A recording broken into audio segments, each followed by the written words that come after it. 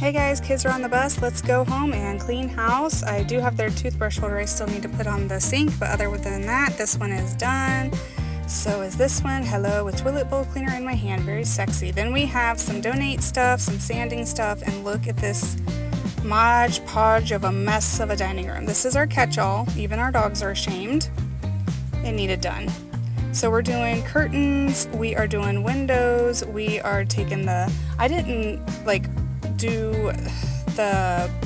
mop the floors and ceilings like I sometimes do, but I did take the broom and get out any cobwebs and stuff. Did the dog beds, we're washing all their blinkies. That spider I posted about is still living outside the stinking window. This is a bar card I got from the Buy Nothing group, and it is holding my kids' coloring paper, so we need to get better about life, and laundry is dumb.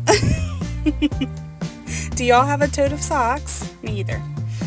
This is what the dining room looked like when I got it to a stopping point. I still have stuff to get out of the dryer and put away, and people still need to put the clothes away, but better than it was. Then we moved on to the living room, which is just messy, and especially that corner over there by my office. Just keep a bunch of junk in there.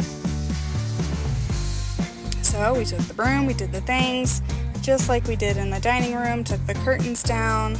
My picture frames needed help, so we helped them.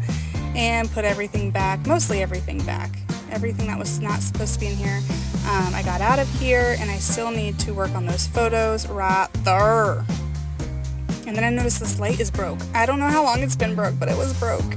I knew we were missing a blade, so I went and found one. It doesn't match exactly, but it's fine, it's fine. Then then our living room was dusted and vacuumed and all of the things.